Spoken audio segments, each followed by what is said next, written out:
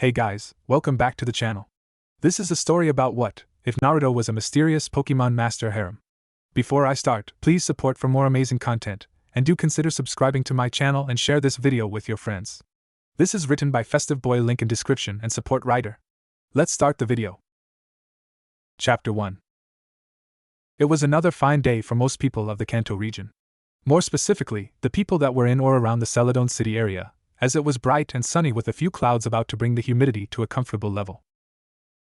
The region had just been hit with a rather fierce storm that lasted a few days, so having the sun out and shining with no gray clouds in sight was a welcome change for the populace, as was seen by the sheer amount of people hustling and bustling around the crowded streets of the city. Young, old, single, or even married or in a relationship were out and about, some going to the large shopping district they had, others just enjoying the time outside for the first time in a few days.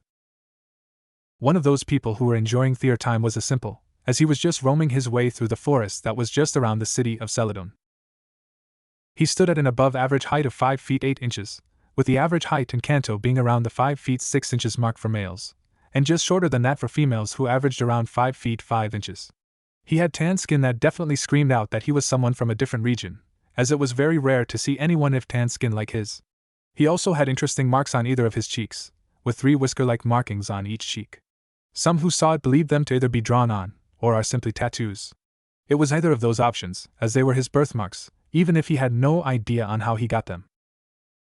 His bright golden blonde hair that spiked in every which way in an almost untamed fashion, with 2 spiky bangs framing his face, was also another talking point about him, as they sharply contrasted with his bright azure-colored eyes, which some of the passerbys say they are the brightest blue eyes that they have ever seen. Let it be known that having blonde hair or blue eyes in the Kanto region was rare, and having both of those traits even more so he could call himself lucky, as those sorts of features were more common and frequent in either the Hoenn region or Kalos region. Also, the offhanded comments saying that he looks Vulpine-like were getting annoying. Fox Pokemon may be his favorite, but simply comparing him to one was ridiculous. To top it all off, the figure was dressed in an orange zip-up jacket that had interesting black designs around the zipper and around the edges of the fabric. The zipper was undone just enough for someone to see his black shirt underneath, which looked like nothing special. He also wore black form-fitting pants that had 2 large sky blue vertical strips going down either limb, with a black belt holding it up around the waist, and attached to the belt were 2 pokeballs, 1 luxury ball and 1 ultra ball, and to finish it off his attire, some simple sneakers that had a dull orange trim around the edges and on the shoelaces themselves. This male teen was in fact Naruto Uzumaki, a 16-year-old veteran trainer who hails from the Hoenn region, but not exactly. You see, while Naruto may have been from the Hoenn region, he couldn't remember anything when he was younger than 5, so in actual fact, he had no idea what region he was born in, let alone what city or town he was born in. All he knew from early childhood was that he grew up surrounded by Pokemon, and was near a rather isolated small town near a large mountain that was also a volcano. So to make things easier, he just simply said he resided in the Hoenn region, and when asked about the specifics of his location, he just replied that he was a wandering trainer, always on the move and never really settling down in one place for too long. Making a passport, or even ID, was a pain to begin with, as Pokédexes could only go so far, as he actually didn't exist in any of the systems. No hospital records, no known family or even background information, only his small and vague description. But that was a story for another time. As he made his way into a small clearing in the forest, he sat down upon one of the larger rocks found in the general area, before unclipping the luxury ball from his belt and threw it up in the air. As the luxury ball opened in a burst of gorgeous bronze lights with black trims, a rather humanoid Pokemon landed gracefully on the ground. Gar? As the lights died down, blending back into the natural green and brown environment of the forest, the Pokemon was revealed. It is a bipedal, humanoid Pokemon whose body resembles a flowing gown. Most of its body is white, but its hair, arms, and the underside of its gown are green. Its hair curls over its face and down the sides of its head. Behind its red eyes are short spikes, resembling a masquerade mask. It has long arms with 3 fingers on each hand and slender white legs. A red, fin-like horn extends from its chest, and a shorter, more rounded horn extends from the back. A band of green on its chest extends to the center of the front horn and connects to its sleeve-like arms. Hey, Gardevoir. Naruto greeted, idly catching the luxury ball and placing it back on his belt. He smiled slightly at the awareness that Gardevoir had displayed, thinking that it was being used for battle, but once it saw no opponent around, it relaxed and it used its powers to levitate over towards Naruto and sat down next to him. I just wanted to let you out for a while. get some fresh air and enjoy your time with nature," he added in, smiling towards his first Pokemon. Despite the fact that most beginning trainers of every region received one of the 3 starters of said region by the Pokemon professor, Naruto was a bit special in that case, since he actually grew up with the Golade and Gardevoir family in the forest of the Hoenn region, which so happened to have a little baby which was a Ralts, the one that was now the Gardevoir beside him. It surprised him when he found out both Golade and Gardevoir had some form of telepathy. It wasn't all that strong or even understandable unless you really listened, but they allowed their child to go along with Naruto once he wanted to travel the region. So now, he had the entire family with him, as he wanted to keep the Pokemon family who basically raised him and taught him how to fight Golade, and the one that gave him the most maternal love despite the different species Gardevoir. However, he didn't use them to battle. Instead, he opted to keep them at Professor Oak's ranch, as it would allow them to live in peace on his very large property, and they would be safe from anyone who happened to stumble upon the place they lived in the wild and caught them against their will. Ever since then, the Ralts that he lived with for some time was now his Pokemon, and he made sure to take care of her properly, feeding her the right diet and making sure to not just use her for battle and allow her out of the Pokeball for times to exercise or just to enjoy the nature. Gar. Voir. She chanted out, giving a small eye smile towards Naruto as she leaned in and rested her head upon his shoulder, despite the relative height difference that they had. She didn't need to exactly use her rather poor telepathy. She had been with Naruto since she was a little Ralts years ago, and could tell from the way his emotions were flowing and how his aura was flowing. She was a little scared at first when she sensed something really dark locked inside his body, with it almost feeling like she could drown in the vast amount of negative emotions, but since her parents trusted him enough to raise him, then she too would trust him, and it had been the best decision she had made. Seeing as how Gardevoir was doing her little thing again, where she basically rested on his shoulder, he decided that it was time to let his whole team out to enjoy the nature. Grabbing the 2 Pokeballs with one hand and the Ultra Ball with the other, Naruto chucked them up in the air, not even bothering to look when the Pokeballs all burst open 2 large beams of red, and 1 large beam of bright yellow. Shift. Sevapur. Crow. As the beams of light died down, all 3 of the Pokemon that were inside the Pokeball were revealed. The first Pokemon was a bipedal, portly Pokemon that appears to be made of wood.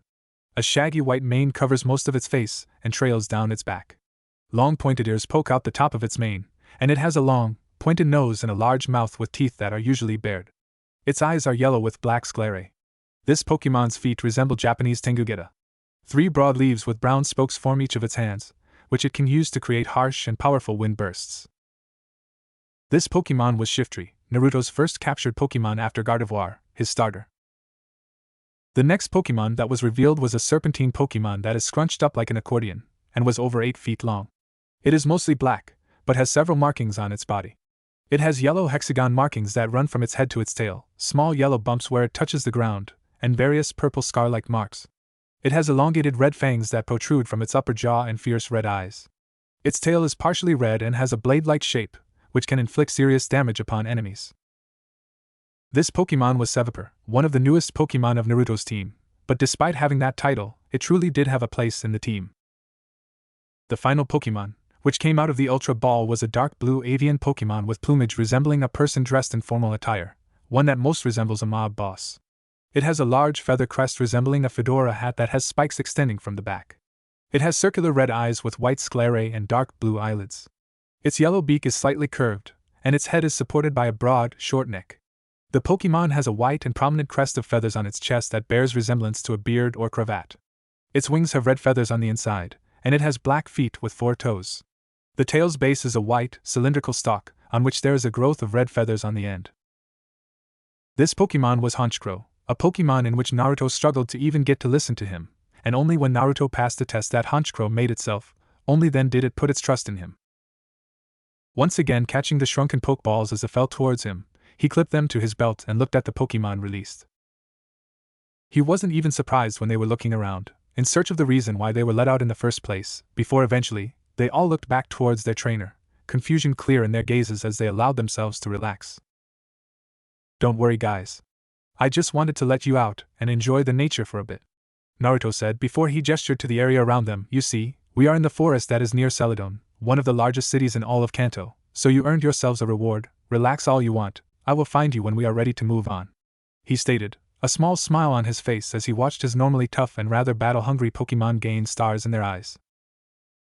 They were so excited to explore around the place and see the new areas that they all basically left a massive dust cloud behind, each of them having an outline of where the Pokémon was located before they vanished. Shaking his head with a sigh, Naruto glanced out of the corner of his eye and saw that Gardevoir was still leaning on him. She didn't leave with the others mainly because she wanted to be with Naruto even longer, so, while they are having their earned reward, do you want to explore the city with me? He asked, wanting to know if his starter Pokémon wanted to walk around with him, or if she wanted to stay on this boulder and sunbath for a while. Voir. Guard, was the ever-excitable reply, with his Gardevoir pointing one of her hands towards him, and with the other pointing in towards a general direction, while she was pointing the exact opposite way of the city. He got the idea. Right, so let's enjoy this colorful city, maybe even buy a few supplies. Naruto added on, before jumping off of the rock and waiting for Gardevoir to be ready. Not that it took long, as she merely levitated down to the ground and stood hovering a few inches of the ground. While she could walk and use her feet, she was doing this so she could improve on strengthening her powers. Nodding to himself as he saw his Gardevoir ready to leave, he headed off into the direction of the city, with his ever-faithful and ever-loyal Gardevoir following a few small paces behind him. Neither did they know about how much their lives were going to change. Whether it was good or bad, that was yet to be seen. Jessie was not having a good day. In fact, she hadn't had a good day in she can't remember when. Day after day, experiencing failure and after failure, some more humiliating than the last, and for what? Trying to capture one damn Pikachu that belonged to a 10-year-old. Not only was she basically double the age of the affectionately nicknamed Twerpash Ketchum, and his little group of travel buddies, both of whom were gym leaders. She just didn't know why she continued going on and on with this sort of thing. Sometimes, she even had near sleepless nights, and that wasn't because James snored rather loudly during his sleep, or with Meowth constantly muttering in his sleep. All of the failures that they had experienced so far, combined with the failures and terrible memories that she had in life, it was all just too much. That was why she had left James and Meowth just after landing in this city. She wanted to spend some money shopping and hopefully drown her sorrows away. However, she had to constantly use disguises, as being in Team Rocket had left her rather wanted in the Kanto region, so in a scene, she was always hiding her real self, even when she was not in uniform. Was she just cursed from the very beginning to have terrible luck? Always to be laughed at or to be called useless or worthless? Grumbling to herself, she stopped in front of a small store, a jeweler's store, and looked at the clear and pristine glass, and looked at the woman reflected in the mirror. She stood about 5 feet 7 inches without counting her hair or heels, and in her own opinion, and what she heard from some of the more hormonal rocket grunts back at base, that she had flawless skin without a blemish, and she also heard that her sapphire blue eyes were quite mesmerizing and were complemented well by her green pearl earrings. She was wearing a long and pale blue-sleeved v-neck jacket with a purple belt tucked on her jacket. A white long-sleeved button shirt underneath, one that hugged her modest bust, a white ribbon on the collar, white hot pants which clung to her curves, and matching purple heels giving her a little more height. She was also wearing a white hat to make her hair seem shorter and sunglasses on her hat, which is used for a band to keep her hair straight. Speaking of her hair, it was an interesting color to say the least, with it being fuchsia pink with hints of red found within it, mainly near the roots of her hair. Sighing to herself, she tore her gaze away from the crystal clear glass, and looking away from the various pieces of jewelry. Sometimes, being short on money wasn't all that helpful, but it also taught great lessons, mainly how to save money and buy what you need, not what you want. As she continued to walk through the city, keeping a vague understanding of the space around her and avoiding the others out and about as best as she could, she got lost in her thoughts once again, mainly about what she was going to do with her life now. She only joined Team Rocket because that seemed like the only thing in the entire region that would accept her for who she was or for her background, as it seemed the world had it out for her once they found someone who was either prettier than her or was just a little smarter than her. They generally fired her from her job with no compensation or one final pay. However, now, she was really regretting this choice, having constant failures weigh down on her even further and with terrible memories to go along with it from childhood. She really had a feeling that it wasn't doing her any favors mentally, and it normally reflected with her hot-headed personality and the pride that she put on herself to be the best, even if it meant making enemies in the process. Like Cassidy and Domino. She thought to herself, a small frown marring her face as she remembered those two in particular. While they weren't besties or great friends, they were acquaintances at best. However, due to her mean streak and her ability to get jealous when things don't go her way, it caused a rift to further split them apart, and eventually they both treated her with less respect. With Domino going as far to humiliate her every time that they met, although Cassidy was nicer, it was still rather hurtful sometimes. She wanted to make things up, But since in their line of work and how many times they were out on missions and most likely completing them, it was hard to come into contact with them, and even harder to get them together in the same place at the same time. As she was getting lost in her thoughts, she didn't notice herself walking directly into the path of someone else, who also seemed to be lost in thought or was just not paying attention and marveling in the beauty of the city. Thud. Eek. She definitely did not make that noise. Not at all. Ouch. That must have been the person she bumped into, and was a male by the sounds of it, maybe in his late teens from the pitch of his voice. Voir. Ah, and that was a Pokemon cry that she hadn't heard in a long time. Rubbing her forehead from the sharp pain she felt from running into someone who was fairly built or hard-headed, she opened her eyes and glared lightly at the person who dared run into her. That glare rapidly faded once she laid eyes on the hunk of a man in front of her. In her eyes, he was absolutely gorgeous. He was a little taller than her even with her heels on and had hair that truly stood out amongst the rest, much like her own. When he opened his eyes to look at what he ran into, she felt her breath hitch when she met him eye to eye. His eyes were much like his own, maybe a shade or two brighter than her own. Another thing they shared in common, and he had a healthy tan from what she could see, and he even had this exotic touch to him with the whisker-like markings on his cheeks. She actually had to resist the urge to pet them, and see if they were actually real. It was at this moment that words simply failed Jessie. Her mouth was opening and closing many times, doing a great imitation of a goldfish. She just couldn't keep her eyes off of this male in front of her. "You all right, ma'am?" Jessie shivered lightly at the sound of his voice. Dear Arceus, even his voice sounds perfect. She thought to herself, trying to get some semblance of control over her body. Why yes. I'm fine, thank you. Gardevoir, use Heal Pulse. He commanded. Jessie snapped her head up towards the humanoid Pokemon, who held one hand out towards her and was covered in a soft pink glow. It wasn't long before Jessie felt the slight tingling sensation of the pulse wash over her, and she felt the small pain in her forehead disappear, and replacing it was an undeniable warmth that made her shiver in delight. Kind and considerate as well. Jessie ticked off in her mind. She could already tell that this man was ticking a lot off in her book, not that it needed much to do, and she could already feel a desire for him starting to form. Naruto watched in slight concern as the admittedly beautiful woman in front of him was looking at him with a look on her face that he didn't quite understand. Getting a small feel for her emotions, he got a weird mix of them. While there was an underlying and rather deep feeling of loneliness and even anger, the other emotion was happiness and what felt like desire. Mine. The small and near silent statement was brought into the wind. However, Naruto didn't properly hear it. He wasn't even sure if she spoke anything at all. Turning to Gardevoir, he looked at her with a raised eyebrow, his eyes pleading with her if she heard what the woman said. However, that wasn't the case, as Gardevoir merely shrugged her shoulders with a small frown on her face. What was that? I didn't hear you, Naruto asked, hoping to get some response out of the woman, and maybe some knowledge on what she said previously. Nothing, she quickly said. Her eyes widened slightly before returning back to normal. Clearing her throat and having a healthy flush on her cheeks from embarrassment. Thank you, she said, straightening herself up and fixing up her clothes to be neat and tidy. I must go. Hopefully, we will meet again. May I know your name? She questioned, rather meekly at the end, feeling some sort of butterfreeze in her stomach. It was something that she had never experienced before, and it wasn't an unpleasant experience. In fact, it was quite the opposite. It made her feel different in a good way, that is. Blinking a few times, Naruto scratched the back of his head and gave an embarrassed smile, feeling rather stupid that they had a somewhat decent conversation without even exchanging names. My name is Naruto, he introduced himself, before looking at her and giving her an expectant look. What's yours? Jessie, she replied without wasting a moment. Her eyes widened slightly as she was mentally berating herself for giving her real name, and not some alias. I'll see you around, she said, performing a small curtsy before heading off in the other direction, leaving Naruto and Gardevoir alone to ponder upon this little incident. Well, that was interesting, wasn't it, Gardevoir? Naruto asked, before turning and looking at Gardevoir. Once he did, he was a little surprised to see her looking at the direction where Jessie headed off. She was also wearing a rather confused expression on her face. Gardevoir? He said again, trying to break her out of this little trance she seemed to be in. Gar? Turning her head back and facing her trainer, she gave a sheepish smile and rubbed the back of her head, while performing a small shrug of her delicate shoulders.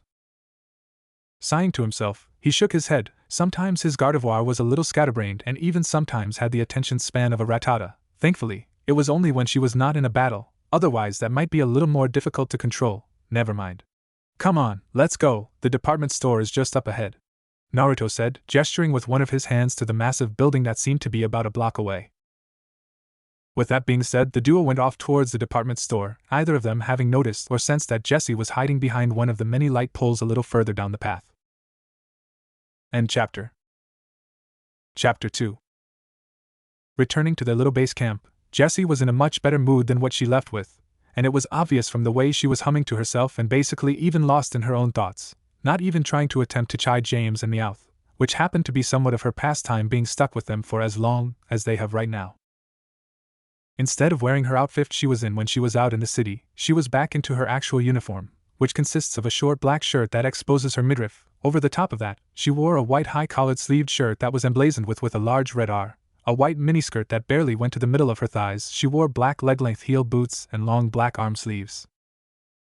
While her hair was normally done in a very certain style that made her look unique, as it was normally curled in a comet style behind her head, it was left as it was when she was in the disguise in the city, meaning that she probably felt more at ease from having the style like this, as it had caught the attention of the teen that was plaguing her thoughts. Jessie? Breaking herself out of her thoughts as she was called upon, she looked over her shoulder and saw James standing there, looking at her with a really confused expression on his face. She hummed out, wanting to know what he wanted and why he interrupted her from her thoughts. James has shoulder-length periwinkle hair with a single fringe sprouting from the center and green eyes, and was wearing the male version of the Team Rocket uniform, which consists of a white long-sleeve shirt with a large red R on it, and a black short-sleeve undershirt, with white pants with a purple, black boots, and matching gloves. "Did you get what we needed?" he asked, trying not to push his luck and get her in a terrible mood. A mad Jessie was a scary Jessie. Grumbling to herself, she pulled out a small shopping bag from who knows where and chucked it at James, who caught it with a small grunt from the surprising amount of weight on it. "I did. I still don't understand why you couldn't get it," she spoke out, huffing a little before she was about to walk off. "You know him, there was no way that he would be able to remember what we needed." Another voice cut in, which caused Jessie to halt in her movements to acknowledge the other voice. "I suppose so, Meowth. Although, I say that the trip was worth it, as it helped calm me down from the amount of failures we have had for this one single mission." Shrugging her shoulders at that, she continued over to her little safe haven, which was her camping tent, which also happened to be larger than James, and she didn't have to share it with the Meowth. Meowth is a small, bipedal, feline Pokemon. It has 2 white whiskers on each side of its oval-shaped face, and 2 hairs sticking up on either side of the coin-like gem on its forehead, and highly resembles a cat. Meowth's tail and feet are cream-colored like the rest of it, but they are brown at the end. It has small paw pads on the undersides of its heels and toes. He was also special since he could talk like normal people. However, since he put so much energy into trying to learn human speech, he basically rendered himself unable to learn more powerful moves, and he had most likely lost the ability to evolve into Persian. Another downside to him learning human speech was that he did become very annoying at times. Entering the pink tent with ease, she then zipped it up behind her, basically shutting herself off from those 2 unless she was really needed. They could still talk to her, but she didn't want to see them until she had to. "Geez, what's her problem?" James said, rubbing his chest where the shopping bag crashed into. It was surprising to know how much strength that she put into the throw. Despite the small parts that were in it, it shouldn't have been that heavy to cause minor damage to his chest. "Girls, never able to understand them," Meowth said with a small shrug, not even worrying about the rapid mood swing that Jessie had done. It was rather normal with her rather problematic temper control. Still, she seemed happy about something, and I doubt it was shopping for these parts. James added on, making his way beside Meowth to help finish the machine they were making, and hopefully, they would finally be able to get that twerp's Pikachu and any other Pokemon they could get from those meddling twerps. "Well, maybe she met a boy." Meowth simply sighed with a shrug. It wasn't like it was normal for Jessie not to meet a boy while doing her shopping trips. Looking out of the corner of his eye, James gazed back to the pink tent belonging to his partner, where he could only see a vague outline of her body thanks to something illuminating the rather dark pink tent from the inside. Sighing to himself, he shook his head. Sometimes, he really wished that she could help out with making the machines. It would make things so much quicker. Laying down on the small woolen sleeping bag in her tent, Jessie was scrolling through her device, using an app that was granted to every Team Rocket member, so it was like a network of trainers that past members have encountered and could make pages or update past pages so the other members of Team Rocket know who would be easy to attack, or who to keep away from as much as possible. One such trainer that was in that category was someone by the name of Red. Hardly anything was known about him. The only known things from his was his appearance that was severely outdated and his Pokemon team, which might also be severely outdated as it had nearly been a decade since he was last seen. Quickly glancing at the front page of the network, she frowned when she couldn't find anything on Naruto. Not a single photo, not a single warning nor anything about the Pokemon that he had. Well, to change that. She thought to herself, her heart not that into it. She didn't want to do it, but it was a protocol needed to alert any other members of the organization of someone who was potentially detrimental to their plans or if they were an easy target. So, even if he was not that strong, she would make sure to check the box that labeled him as someone that could cause trouble to the members if they were caught. Quickly filling in the required information to place him within the network, using the name that he gave her a few hours ago, along with some photos of him that she discreetly took while she was following him to fill her curiosity about him. She even managed to get a side-on photo of his face, almost like a side-on mug shot that the police authorities took, and to be honest, Jessie loved this photo, as it easily showed his well-defined and masculine jaws, along with the slight amount of stubble that was growing at the sides of his face. It honestly made butterflies float in her stomach each time she looked at it. Finally filling out some of the remaining information about his known Pokemon, which sadly, she could only place down that he had a Gardevoir with the known move of Heal Pulse, Jessie had to believe that the Gardevoir wasn't a battler, and was merely a companion for him. Sighing to herself as she saved the changes and uploaded the new page to the Team Rocket network, she shut off her device and placed it within her miniskirt's pocket, before pulling out another item from her pocket, which so happened to be a framed photograph that was pocket-sized of Naruto. It was another photo she managed to snag while she was following him, and this time, she was lucky enough to get the photo while Naruto was looking forward, meaning that it looked like the photo was looking directly at her, when in reality, he was looking at something else that took his attention at that moment. She didn't care about that, she had something to continue to remember him by when he wasn't in her presence. All she needed to do was find out how to get him with her alone. If it meant kidnapping him and trying to convince him, or flat out seduce him, she would do it.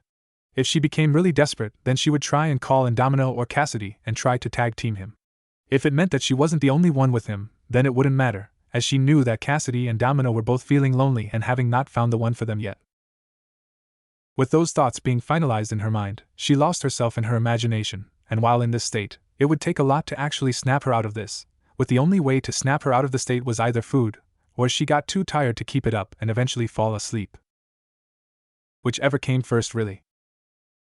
It had been an interesting day since Naruto had bumped into Jessie, and to be honest, he found it to be a rather awkward experience. Not only did they have a chance meeting by bumping into each other, but that wasn't the weird bit, it was the fact that she was muttering some things and just acting odd after some time in the conversation.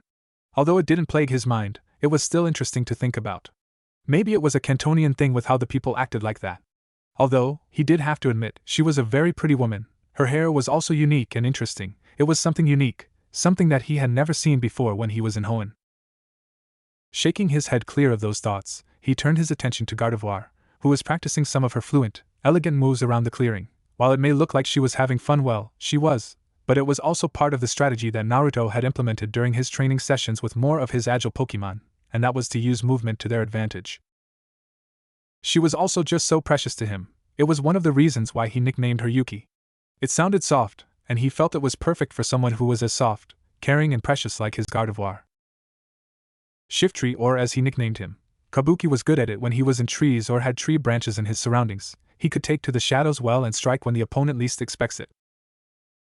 Sevapur, or as he nicknamed him, Manda, could use his movements rather well when the area had many hiding places or long, untamed grass, and much like Shiftry, he could hit hard, yet he could constantly place pressure on the opponent with his status moves and even the fact that he could coil around his opponents, heavily restricting their movements. Honchkrow, or Azazel as he nicknamed him, he had aerial movements, and he wasn't all that fast or agile, but he made up for it with sheer power. He had a versatile moveset that could counter many other types. It was also a handy little surprise to most opponents when they realized his Honchkrow wasn't just straight-up physical attacker. He made sure that his Honchkrow knew some long-range moves in order to not only catch others off guard, but to extend the versatility of his Pokemon. Yuki. He called out to his Pokemon, who looked like she was in the middle of a dance routine, stopped what she was doing. Gar? She seemed to question as she fixed herself up a little and dusted herself off from any picked-up dirt or dust. Come, it's time to go. I think it's time for us to get the rest of our team members back, Naruto said, patting himself to make sure he had everything on him. He felt 3 distinct poke balls on his belt. He did manage to find his Pokemon late last night, and he told them that it was time for food. As he held out the luxury ball towards Gardevoir, giving an unspoken signal for her that she was about to return to the luxury ball for a while. Nodding her head at that, she allowed Naruto to return her to her luxury ball, before it was clipped onto Naruto's belt, and with that he set off for the city. Hopefully the Pokemon Center had a transport machine for him to get the rest of his team back. Walking into the local Pokemon Center, he allowed himself to sigh in relief as the warm AC air washed over him, getting rid of the rather chilly breeze from outside out of his system. It also helped that the soft creamy red walls were really inviting, along with the faint scent of vanilla and coconut air freshener wafting through the air.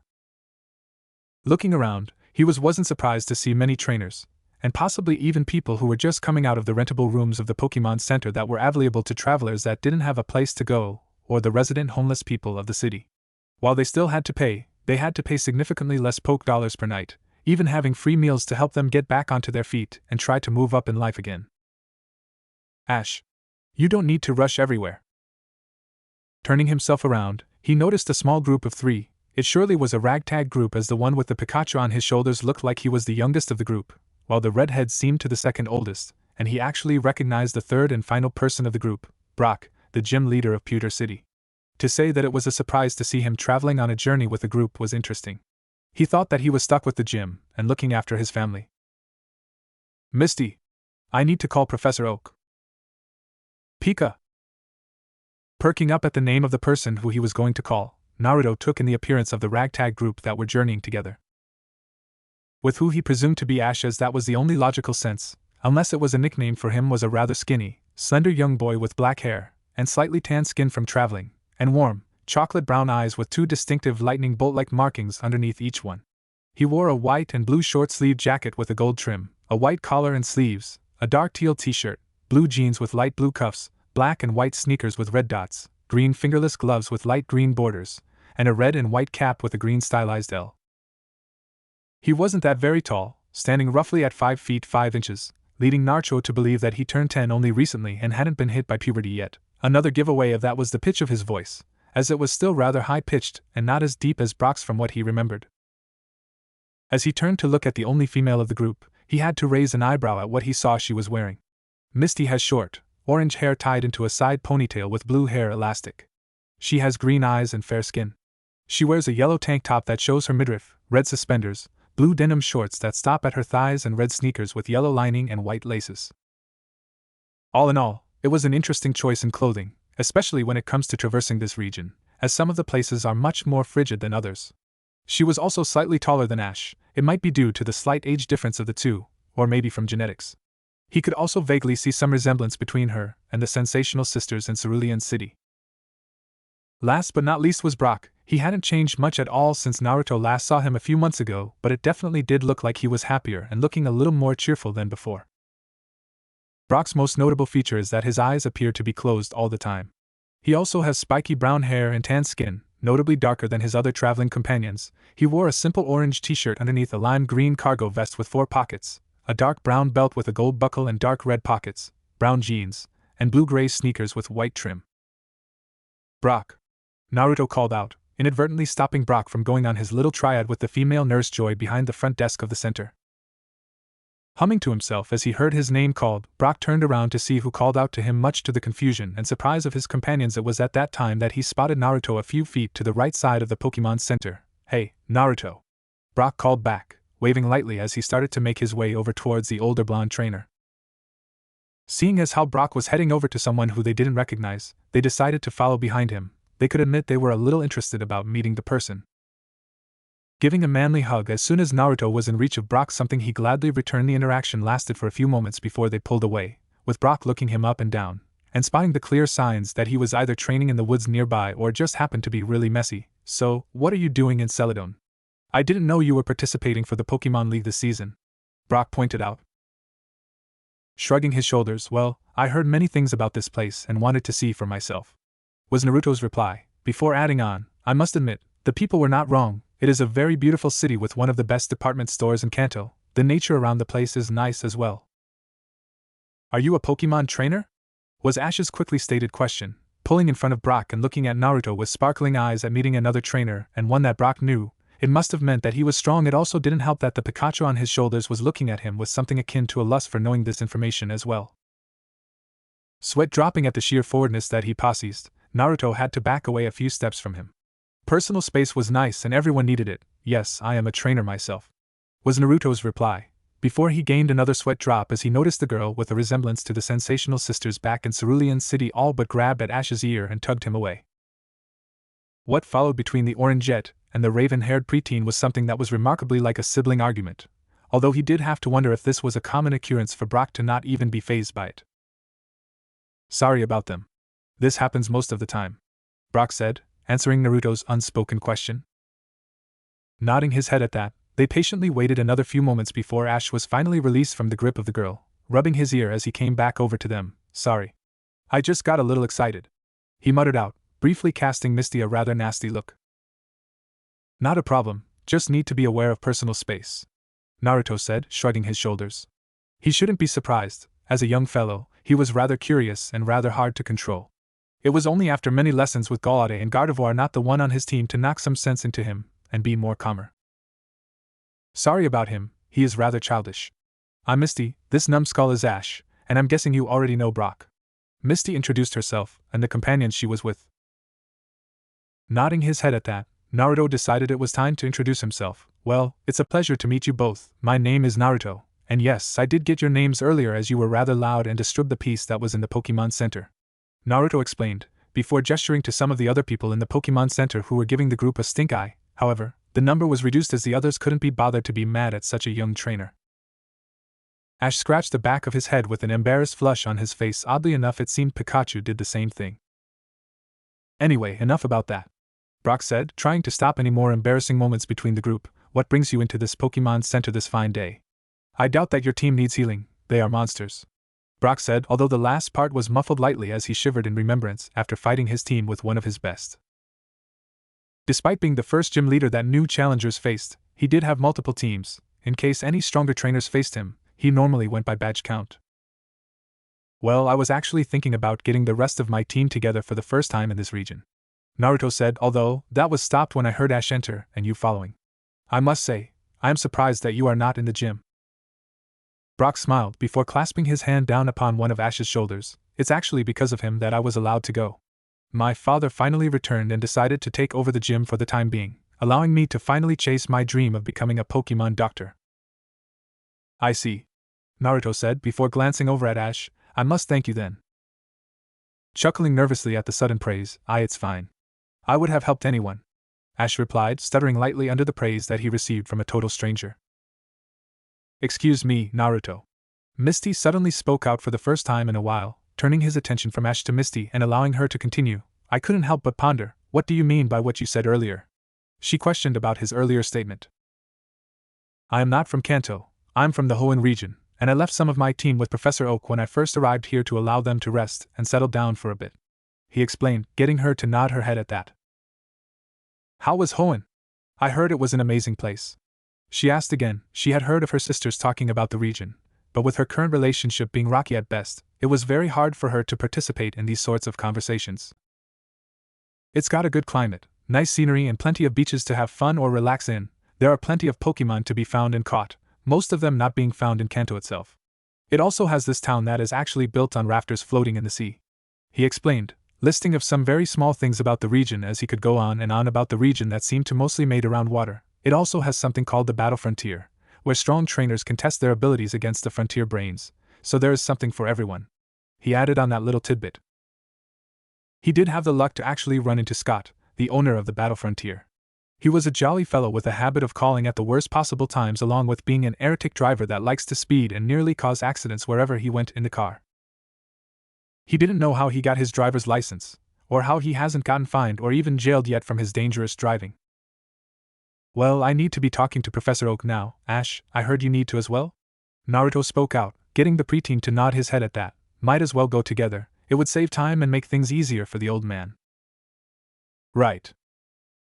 Coming out of the Pokemon Center after an invigorating conversation that happened between himself, Ash and Professor Oak that seemed to last at least 15 minutes, as when they got outside, the sun was starting to lower past its peak, meaning that it was getting into the afternoon or mid-afternoon. So, Naruto, do you think we can have a battle? Ash asked, wanting to battle with him, to see how not only he fared against him, but to see some new Pokemon that he hadn't seen yet. I don't know, it won't be a fair fight, Naruto said, not wanting to battle him and destroy him. He didn't want to place such a heavy defeat upon the young trainer's mind, Who knows how badly that might come back into play when he is in an important battle. Come on. Please? I just want to see your Pokemon. Ash begged, all but looking at him with the puppy dog eyes. Pie. Making the mistake of looking at Ash to the Pikachu on his shoulder, he was met with an even cuter pair of puppy eyes that could make a Poochyena proud, along the eyes having the watery effect and just seemingly getting much bigger than they actually were. Fine, he finally relented, looking away at the admittedly cute sight. Turning around just in time to see Brock and Misty exit the center as well after getting their Pokemon healed from the last city they went to, he decided to let them know what was happening. Brock, Misty. It seems as though Ash and I are battling. Misty blinked, apparent confusion and a little annoyance clear in her eyes as she gazed at the boy she was traveling with, who definitely was childish at times and rather immature at other times. Ash, are you sure this is a good idea? She asked, also having the same thoughts as Naruto when it comes to this sort of thing. I'm sure. Ash rebutted, although he did have a nervous tone within his voice as he spoke. He most likely knew the outcome of the battle even before it began. I may not win, but it will give me experience, he said, adding on to what he said previously. That is very mature, Ash. While I don't like seeing you lose, it is just a simple fact. At the end of the day, there will always be one winner and one loser, Brock said, nodding his head with a small smile on his face. He was definitely proud of what Ash just said. Misty also agreed, but she didn't verbally speak it, so was also a little stunned at the rather headstrong and brash boy knowing that he would probably lose, and still be mature about it. Alright then. Naruto relented, before spotting a fence with a gate opening that led to the side and back area of the Pokemon Center, where a medium-sized battlefield was located to either train your Pokemon or have a mock battle. As long as it didn't cause that much damage to the ground itself or risking the safety of others in the area, then it was fine to use. There wasn't even a fee you had to pay to use this sort of thing, which in Naruto's mind could have been a way to gain some extra poke dollar on the side for each and every Pokemon Center. Watching as Ash made his way over to the trainer box on his side of the field, he noticed that Brock was standing along the edge of the arena, acting as a mock referee for this practice battle. This is a 1v1 Pokemon battle, no substituting allowed, Brock said, gazing at both trainers that were preparing, and he noticed how Ash was acting a little antsy, whilst Naruto was standing there as calm as ever, not showing any sign of weakness or fear. It was a good thing. It played mind games with the opponent and always stuck around in their mind. It could even lead to them second-guessing themselves. Trainers, send out your Pokemon, he announced before moving back to Misty, who was sitting on a bench located near the field. Ready, buddy? Ash asked, looking at the small electric rodent on his shoulder. Pika! With the Pikachu's cry of determination, it jumped from its perch on Ash's shoulders before scurrying across to the battlefield, small sparks being emitted from its red cheeks. Pikachu is a small, chubby, and incredibly cute mouse-like Pokemon. It is almost completely covered by yellow fur. It has long yellow ears that are tipped with black. Pikachu's back has 2 brown stripes, and its large tail is notable for being shaped like a lightning bolt. On its cheeks are 2 circle-shaped red pouches used for storing electricity, and were currently emitting small electrical sparks. I see, Naruto said, quickly going over what Pokemon to use. He didn't want to completely dismantle this Pikachu, although it looks strong for its species. He noted, grabbing a singular Pokeball from his belt, he was about to call out his Pokemon. However, that opportunity never happened as suddenly. A large metal-like claw wrapped itself around Pikachu's gut and pulled it up into the air. Pikachu! Ash called out in shock at seeing his Pokemon taking like that. He, like the rest of the gathered group, collectively looked up and saw a familiar Meowth hot air balloon floating a dozen or so feet in the air. Naruto blinked in confusion as it felt like spotlights were being shone down in the area, dimming the ground, yet highlighting the hot air balloon. What is this? He thought to himself. He was certainly confused about what this was. Prepare for trouble. A familiar feminine voice spoke out, making Naruto widen his eyes momentarily, before taking a deep breath. Maybe he was just hearing things. It was possible for people to sound alike. And make it double. This time, it was a voice that he wasn't familiar with spoke up. Looking up at the hot air balloon, he felt his heart clench as he noticed a familiar look of fuchsia pink hair with red highlights. To protect the world from devastation. This time, the voice belonging to the woman turned around, revealing her face to the group, and confirming Naruto's fears. It was Jessie, but what was she doing?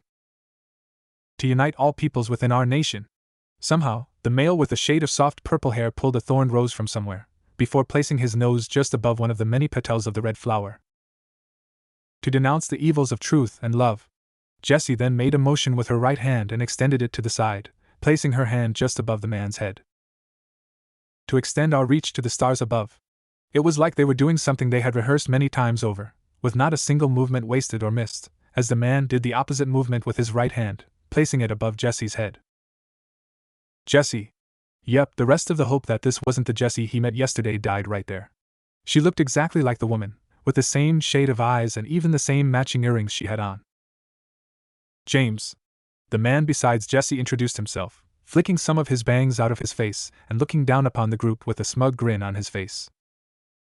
Team Rocket blasts off at the speed of light, Jessie said, making a rather exaggerated movement of her body, and stars somehow appeared behind her as she did so.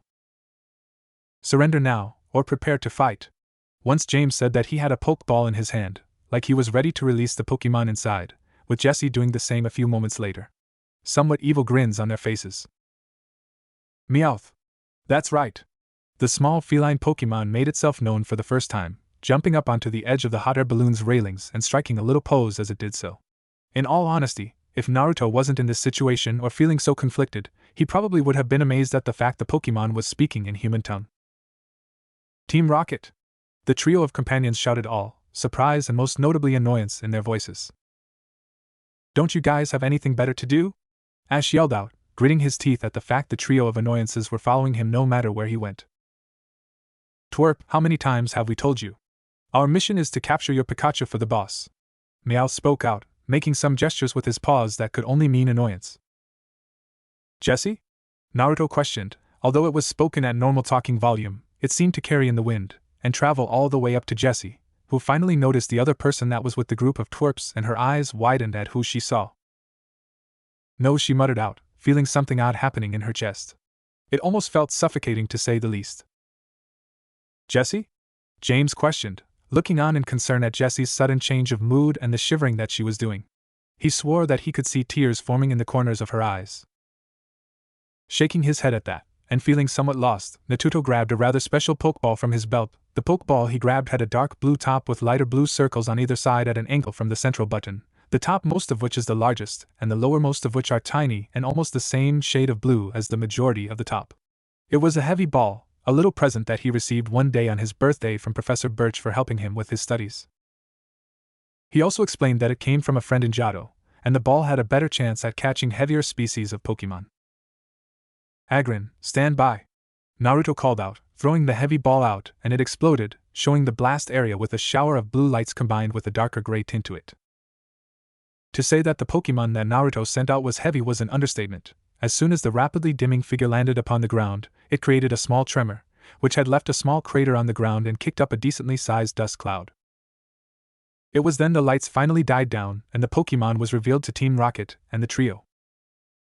Agrin is a huge, bipedal Pokemon standing at a whopping 6 feet 11 inches. It is primarily black with plates of silver-colored armor. The armor on its head has 2 pairs of holes with horns protruding from the foremost holes. Its forehead plating extends past its upper jaw in a small point. It has sky-blue eyes, and 2 nostril-like holes on the tip of its upper jaw. On the rim of its mouth are several pointed, fawn-like protrusions, and the nape of its neck and back have gray-silver armor sections. It has wide, blunt spikes on its shoulders, and gray-silver bands on its arms and legs. Its hands and feet each have 3 claws. It has a thick, long, black tail that it can swing at enemies. Although, the most interesting feature on the Agrin was that it had a large chain necklace with a rather pretty green gem in the middle, although it seemed to have been carved out enough to fit another small circular gem that looked to have the DNA symbol in the middle of it. AG. Roaring out its name in a near guttural growl, Agrin scanned the area for its opponent. Before it looked up in the air and noticed its targets, it also spotted that the Pikachu was squirming in the grip of something metal and looked to be in some pain as it tried to break free using its electricity. Whoa, what's that Pokemon? Ash muttered out, surprised to see such a ferocious Pokemon out. Bringing out his Pokédex, he pointed it in the direction of the large Pokemon. Agrin. The iron armor Pokemon. The horns on its head grow larger over time. They are also used to determine the Agrin's age. The longer they are, the older it is. The gouges in its armor are worn with pride as mementos of previous battles. The male robotic voice from the Pokédex voiced out, before shutting off with a small click as Ash placed it back within his pocket. Meowth, what is that thing saying? James asked the question, although he was simply horrified at seeing the beast. Even high into the air, they could still feel its presence from all the way down there, and from the way it was growling didn't sound so welcoming to them. It says we are in a lot of trouble. Meowth shakily spoke out, feeling some sweat roll down his body and soak into his fur as his eyes dilated in fear at seeing the beast and hearing the anger in its voice.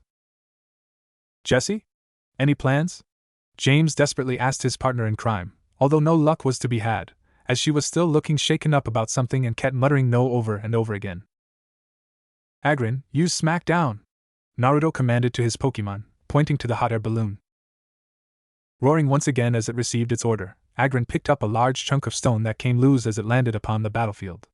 As it took a firm hold of the large stone, both it and Agrin were covered in a silverish-gray hue as Agrin threw the stone with pinpoint accuracy and frightening pace towards the target.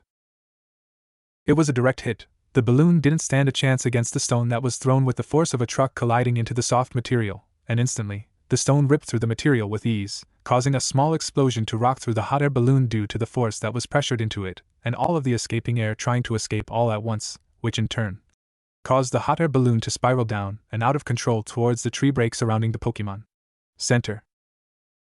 The damage was so great with that single move and the explosion causing short-circuiting to occur, made the machine that was holding onto Pikachu to malfunction and release, causing Pikachu to start falling down to the earth below. "Pikachu!" Ash shouted out, running towards where the Pikachu was falling, looking up to keep track of the small rodent's air movements as he eventually dropped into his awaiting arms. Crash! Groaning in pain from the collision that just happened, Jessie was surprised to know that she wasn't knocked out. Looking over towards the Meowth and James, she noticed that they were both knocked out cold, both with comical swirls in their eyes. Blinking away the tears from the emotional pain that she was feeling currently, and from the pain that had been held back by the adrenaline rushing through her body, Jessie took the opportunity to escape the mode of transportation, glad that the crash happened deeper into the tree break and that she had a large plume of smoke covering her tracks. "I'm sorry," she muttered out, casting one more glance towards the tree break where Naruto most likely was, before turning her attention to the knocked-out duo. "I'm sorry, I can't do this anymore," she whispered out. She heard the distinct voices of the twerps coming closer, with the large footfalls of Agrin drawing nearer as well. With that, she ran, not even looking back as the tears finally escaped her eyes and ran down her cheeks, ruining her makeup that she put on earlier that day. She just felt so much pain, both physically and emotionally, she just didn't know what to do. Seeing Naruto there, the person who she was interested in, look at her with that expression that she saw, it hurt. Which was why she was running away from the pain that she caused, and hopefully, she would be able to meet him again, only this time, as a changed woman. End chapter. Chapter 3. It had felt like the last 2 days had been going so slowly for Naruto. The knowledge that the person that he ran into and felt some sort of emotional connection to turning out to be someone that was basically lying right to his face and hid her true self, and revealing it to him in the worst possible way by trying to steal someone else's Pokemon directly in front of his eyes. Since he was someone not born in the Kanto or Johto regions and having as little knowledge as possible on Team Rocket, as he was someone who didn't really pay attention to the news or the radio, it was quite a blow for him when he was given the details of the trio of Team Rocket members. How much they stole in the past, how much fear the organization itself had brought onto the population, and of course, how many attempts at stealing Ash's Pikachu and any other Pokemon that had caught their interest. Even Team Magma and Team Aqua back in the Hoenn region weren't as bad as Team Rocket. At least they didn't go around stealing other people's Pokemon, and all they really cared about was expanding the land and expanding the sea respectively. Still, he wasn't one to judge someone as simply as that. If he saw or heard someone doing something that wasn't right, then he would allow them to redeem themselves in his eyes, and if they didn't, that was when he would just not even bother with them to begin with, although, from the slight emotion sensing that he had been taught and had some practice with due to his Pokemother, he sensed that Jessie was in a state of turmoil and shock, as those were the heaviest emotions that she was releasing from her body at that time. He also had to guess that she ran away, as she wasn't with the other semi-knocked-out members when Officer Jenny finally came and placed both James and Meowth under arrest. He didn't understand how that was dealt with. What did happen when a Pokemon was under arrest? Would they be sent to Poke Prison? It was a question that he guessed had never been answered before. Anyway, back on with his little emotional turmoil, about the feeling that having someone he felt connected to and having them being a part of an evil organization, along with them fleeing the scene leaving behind supposedly her 2 partners to be arrested by the police while she herself was on the run. Even his Gardevoir had a troubled time to help calm his vast feelings of emotions and mood swings during those 2 days. However, hopefully that was done and dusted now after the 2 days that he had spent traveling, not really having his mind set on any destination as he was just allowing his body to guide him. Maybe he had changed course and direction as his body felt another pull, one that almost compelled him entirely. However, he simply wasn't paying any real attention, so he had no idea if his body actually listened to the pull. It was odd. He didn't know what the pull that his body felt was, as the only time his body actually reacted to someone was when he felt a spark when he met Jessie the first time, and if the superstition from his hometown was correct, then it meant that he might have found someone that he could connect to on the emotional and spiritual level, and from what he heard from the elders of his town, that spark meant that he might have found his soulmate. Or someone who was willing to change their ways in order to become his soulmate. He even heard some odd stories from one of the most perverted elders, who happened to be a monk, say that it was indeed possible for one to feel the feeling multiple times when it came to different people. Although Naruto highly doubted that, as the monk was off his block and was rather perverted, which sadly carried on from his younger years. How was it even possible to become a monk or sage and still have those characteristics deep within oneself, as that seemed to be rather contradictory from what he actually was? Gar. Blinking a few times as he felt a dainty hand slap him across the back of the head, he turned his gaze from seemingly staring at the nothingness of the vast blue sky to his Pokemon, who he saw was bringing her arm back, looking a little sheepish as she did so. He hummed out, wanting to know what caused her to do that. He had long since started to overlook some of the things that his Gardevoir did, having the strong bond they had meant that Naruto knew that she wasn't doing it to hurt him, mainly to garner his attention or snap him out of something. It was eerily similar to what siblings do to try and get the other's attention, or dare he say it, as a married couple. He thought to himself, a small blush on his face as he compared what Gardevoir did to what he saw when he was younger, and in the Hoenn region. He then felt a small outside intrusion enter his mind, before it vanished again a second later. Glancing at Gardevoir, he couldn't help but grin at the massive blush that she had on her cheeks and had her eyes looking anywhere but him. Sometimes, it was too easy to fluster his Gardevoir, and the reactions each time were priceless.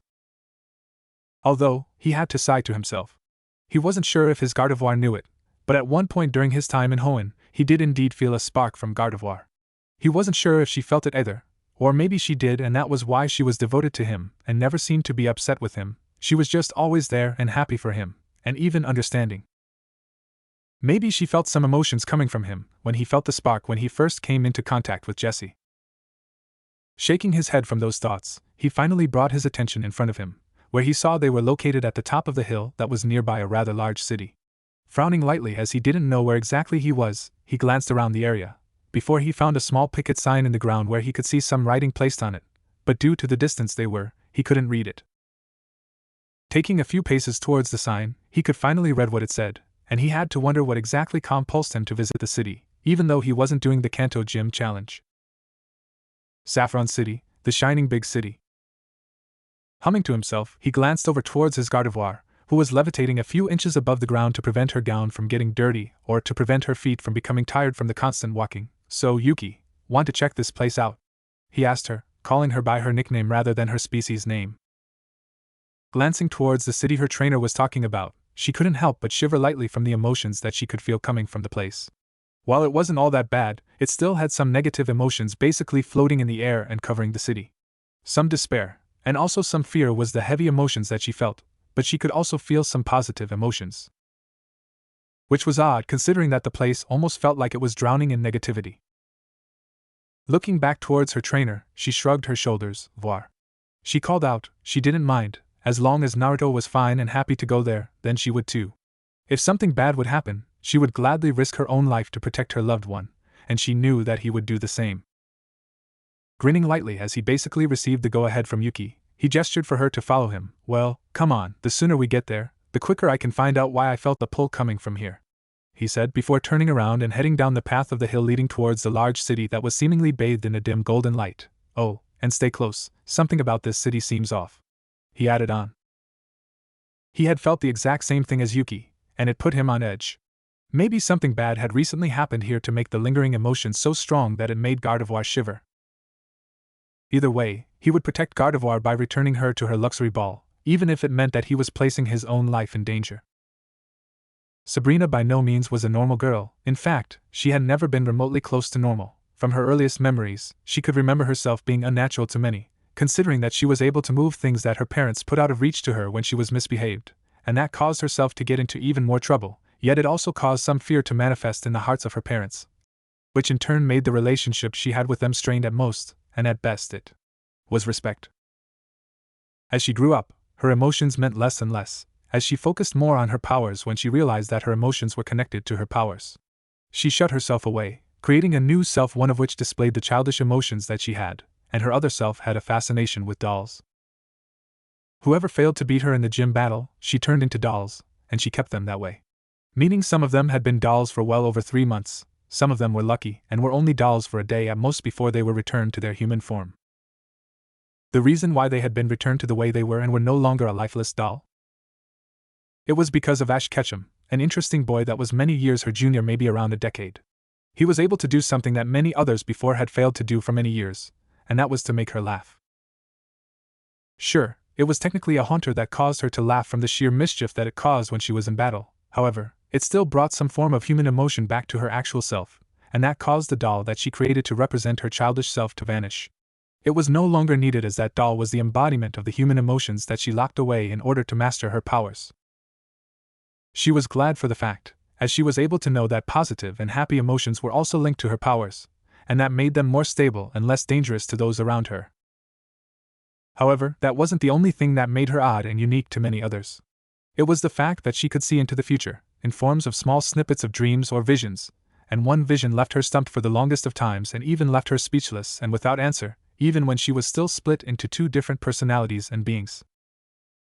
The visions and dreams that she had on many different occasions always had the exact same person show up, and that was a rather exotic-looking blonde that had hair as bright as the sun, along with blue eyes that one could get lost in if they weren't careful, and to top it all off, there were also interesting marks on his cheeks, and those marks made him look rather wild and almost canine or feline-like. The visions and dreams often came to her displayed many different things. Sometimes they had him by himself, standing on a cliffside and just gazing out into the horizon. At times they often had him doing various things with what she presumed to be his Pokémon, a Gardevoir, and that meant that he possibly had a connection to psychic-type Pokémon much like herself, or he had a form of psychic power himself, much like her. On the very rare occasion, she caught glimpses of him with other girls, who were hazy at best to her, yet she could feel the emotions that they had to each other, and that was love. If she concentrated hard enough, she could feel that they were on the same level, not only emotionally, but spiritually, and that was something that was extremely rare in on itself, unless it was fate that brought them together as soulmates. That also went the same for the Gardevoir that he had. It was odd to her, whenever she had these visions or dreams, she would never be able to communicate with the mysterious man who looked to be 4 or 5 years her junior, but she was able to listen to him talk, either to himself or to the others around him. That was how she was finally able to get the name of the man that had been in her dreams and visions constantly, and that name was Naruto. With the name basically burned into her mind, whenever she thought about that teen, her heart rate would quicken, she would feel heat rise to her cheeks, and most of all, she could feel something tugging in her gut, almost like it was some sort of instinct to find this man. That was when she realized that he was her destined one, her soulmate if you would, the one that she would be able to spend the rest of her life with. She was a rather open person, since she had been rather disconnected to society when she closed herself off, and her parents feared her. She didn't really care about what society thought about her or her actions. If her destined one was destined to be with other women while rare, it wasn't impossible for it to happen, then she would be willing to share the man she was destined for. However, she would try her damnedest to become his top girl, be the most important one within the group he was bonded to. She would be the top bitch of the coven, or order would most likely be the better word to describe it. Shaking her head from those memories that had entered her mind, she continued on her path towards the western side of the city, where the path connected from Saffron City to Celadon City. A few nights ago, she had been hit with yet another vision, and it made her emotions rather chaotic. She sensed that her destined one was in a great deal of emotional pain, and seemed to be lost, not in a literal sense with where he was going, but his heart and emotions were losing their way. In a way, he was almost becoming like herself when she locked away her emotions. So, after doing some research when it came to someone's destined one, which was hard considering there was such little in knowledge when it came to that sort of thing. When she got the information or more insight into what was happening, she had started meditating, trying to connect her mind with her destined one. It was challenging, of course, considering that she never done it, and she was never a patient woman to begin with. However, once she got the smallest of connections, she had sent her emotions across a mental link, and that was acting like a beacon, which in turn made his body follow the call that she had left on his body, meaning that she had convinced his body to arrive to Saffron City, even if his active mind didn't know why he was following the path. She was going to meet her destined one, and she was going to try and help him overcome his pain. Although it had seemed to have been lessened to a degree, it still didn't hurt to completely get rid of it. If someone caused her destined one to be like this, then she would gladly try and track the person down using her powers as a gym leader and bring the person to justice. Even if on the off chance that it was someone else that had been fated to be with him, she still would punish the person. That was if her body wasn't already doing it. She had learned that if a person who was connected to another in this sort of way hurt the person they were connected and bonded to, then her mind would be punishing the body and thoughts of the person. It was why fights and betrayals between soulmates were so rare, because the repercussions could possibly be deadly, or could lead to some serious changes, either in personality or the way that they thought and acted. Sometimes, it could be for the better, but more often than not, it was for the worst, and it could often lead to deaths via heartbreak. It was a real thing as well. People had simply died in their sleep from seemingly nothing, yet it was from a broken heart. Shaking her head once again from those thoughts, she kept her gaze straight ahead, looking for any signs of movement, or any telltale signs of hair as bright as the sun that was shining overhead. She could feel that her destined one was close, but since they hadn't properly met, or even communicated, she couldn't know the precise location of where he was. I wonder, she thought to herself, keeping herself occupied by looking at the nearby lake, in which she was looking at her reflection. She was looking over her body, looking at herself in that sort of way for the first time, and in a rare moment, she was actually nervous about, rather self-conscious about her body. Staring back at her through the water's reflection was a slim young woman of medium height. Her long black hair had tints of green around the tips of some of the strands of her hair, with shorter layers around her face and a fringe and purple eyes that were cold and calculating.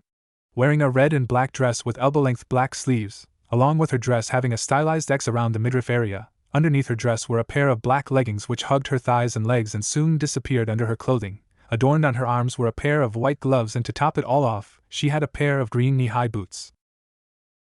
While she never really cared for her body or how she looked like when she was wearing clothes or even tinted her hair with a rather deep green color, however, now that she could feel her destined one nearby, she wondered if he would like her look.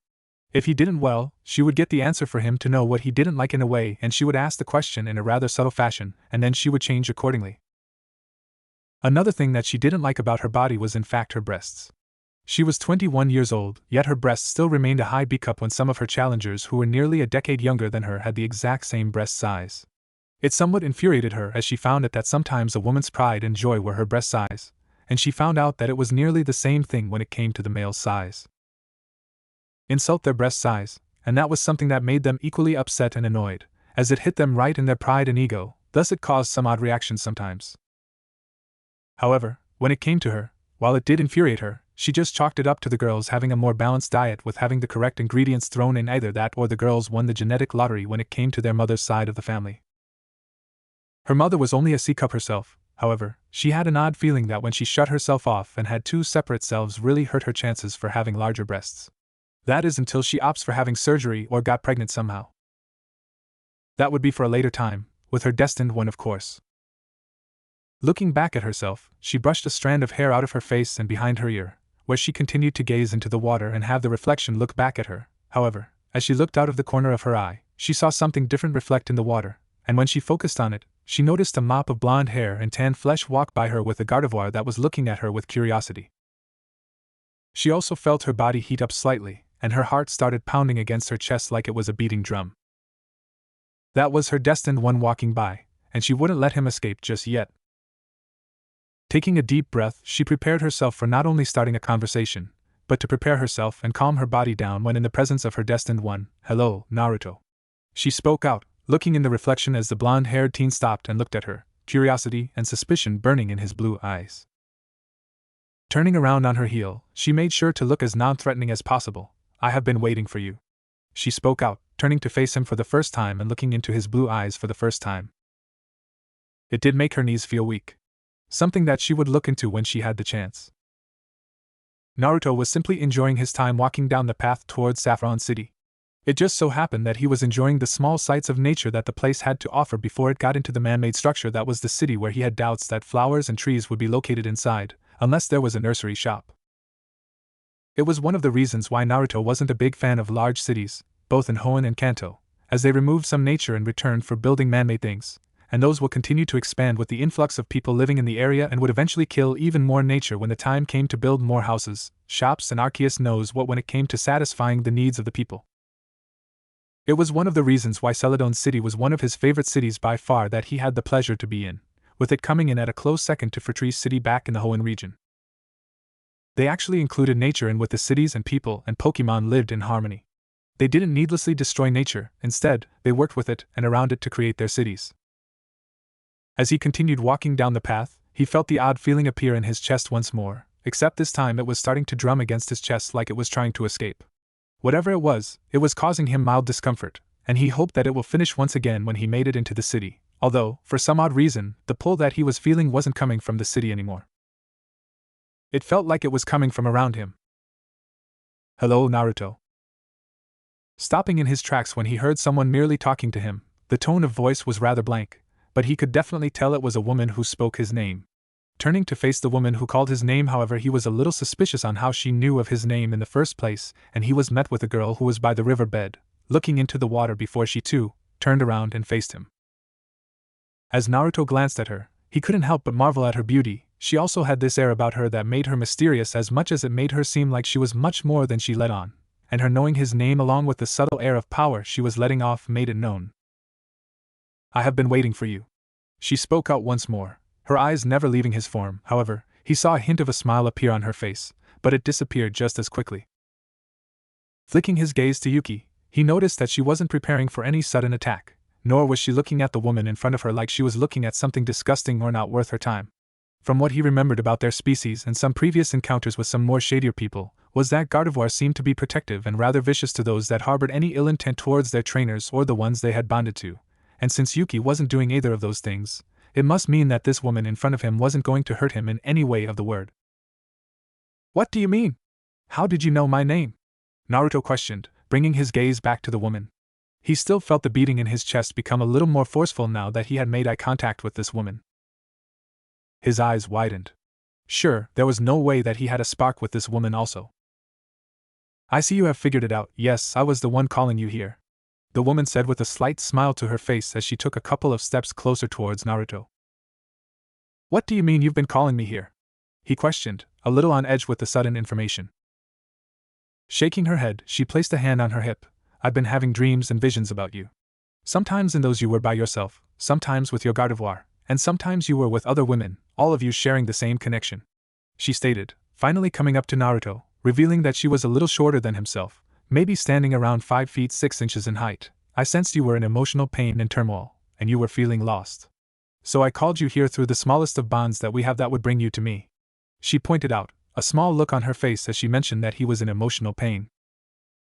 Sighing to himself, he wondered why he was feeling a pulling sensation, and oddly enough, it had started a little after he was shown the fact that Jessie was part of an evil organization, and he felt betrayed because of that fact. "Right. I guess I can thank you for that," he muttered out, before looking at her once more. "May I know who I am speaking with?" he questioned, feeling a little odd since she knew his name, but he didn't know her name. "My name is Sabrina, the gym leader of Saffron City, and fellow psychic," she introduced herself, a small smile on her face as she put her hand out for a handshake.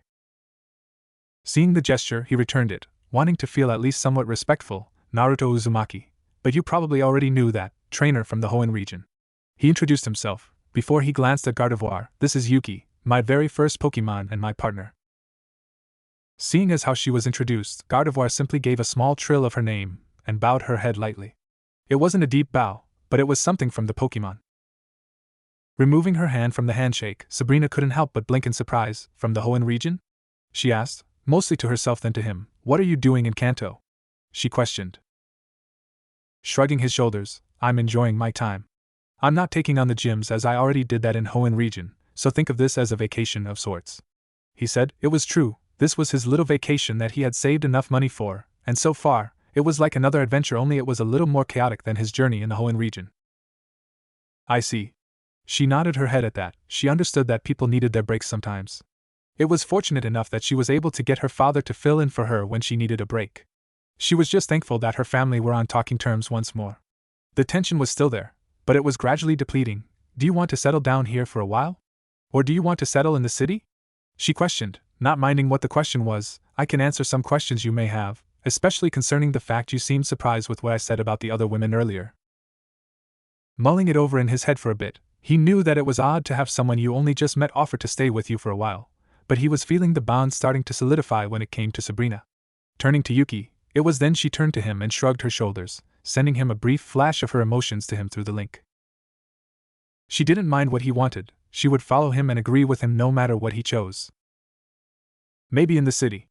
I am feeling a little tired and it might be nice to rest on a soft bed rather than the hard ground again, he said before he turned around and waited for Sabrina to follow him, or walk with him side by side. Nodding her head at that, she allowed a slight smile to appear on her face as she started to walk in stride with Naruto, with them making some small talk as they made their way towards the city. She also was glad that her gym had a spare room in case of someone visiting over. She had doubts that most of the populace of the city had forgiven her for what she had done in the past, so the less people that saw her out and about for now, the better. End chapter. Chapter 4. Time was truly lost to Jessie at the moment. After being caught out by Naruto and basically showing him that she was indeed part of Team Rocket, one of the world's biggest criminal organizations, it hurt her, emotionally and mentally. To her, it felt like her soul was ripped out from her body by the sheer amount of regret and grief she felt. Sure, due to her increasing interest in Naruto, she doubted that she would have told Naruto that she was a part of Team Rocket. She doubted that her pitiful reason of why she was a part of it would even allow her to do some damage control if it ever came out.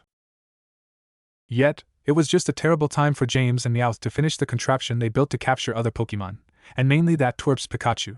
She never would have expected him to be friends with the group they have been following for a few weeks now.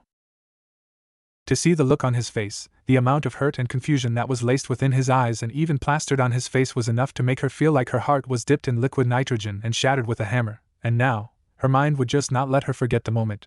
It was like it was continuing to torment her. Even when she tried her damned hardest to try and forget it, it just wouldn't. It just felt like her mind was deteriorating for some unknown reason. The only way that she felt like she would ever be forgiven was to just run away. Run away from the organization that accepted her for who she was, the organization that gave her a home and a decently paying job to go with it. However, this also set a change within her, one that she would have possibly never done.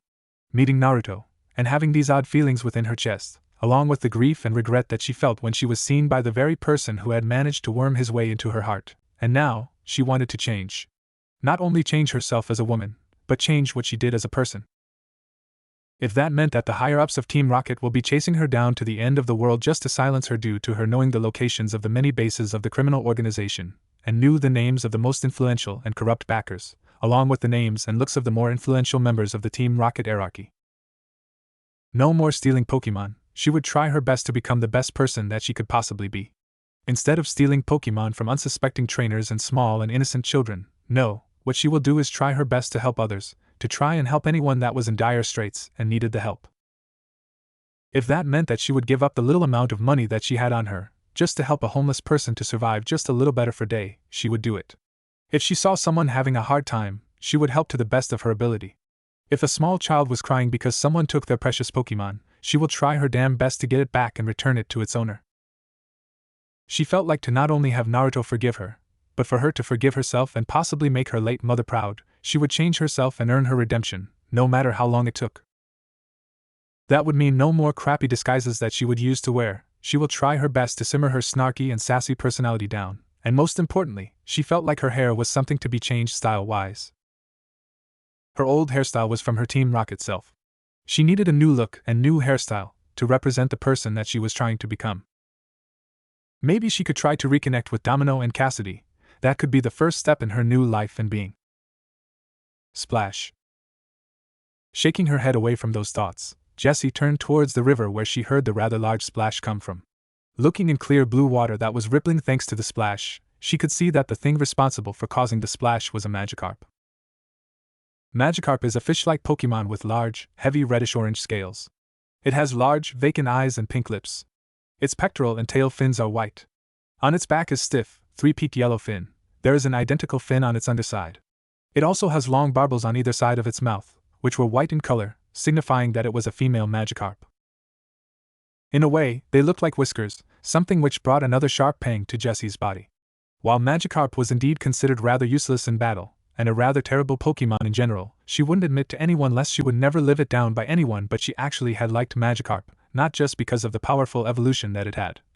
But rather she liked the fact that one would have to take immaculate care to raise a Magikarp, and those people were rewarded when it evolved into a powerful and loyal Pokemon.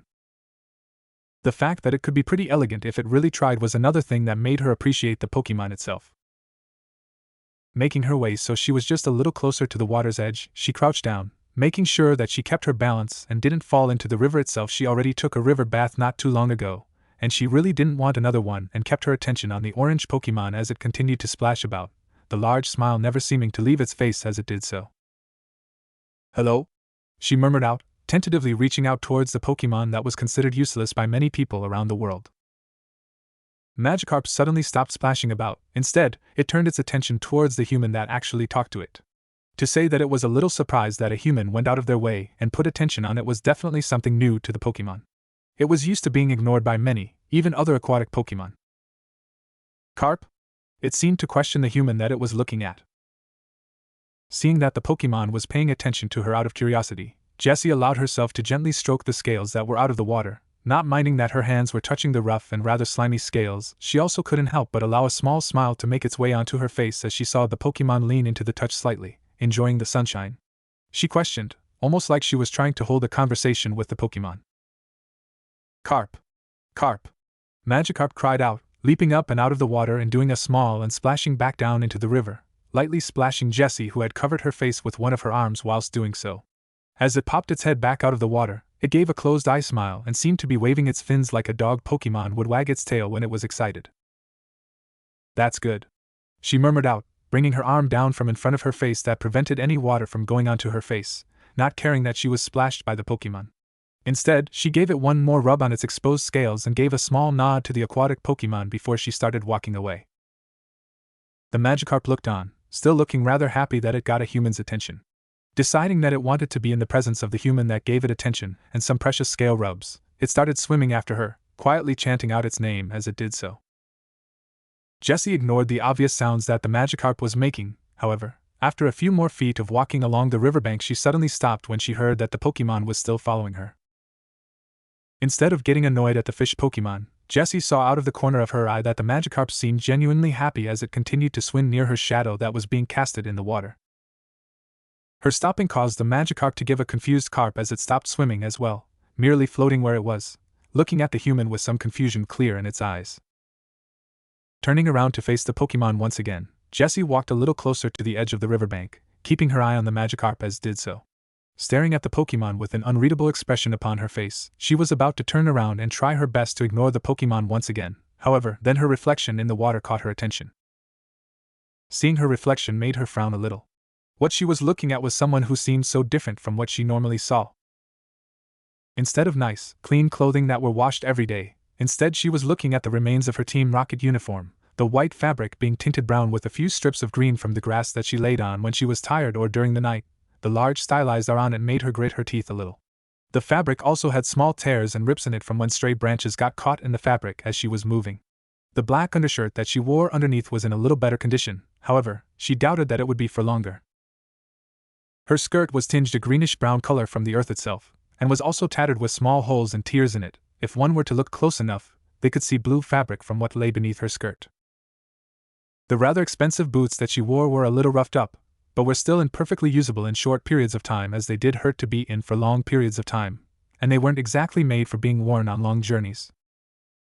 However, to her, the biggest change was definitely her hair and her face.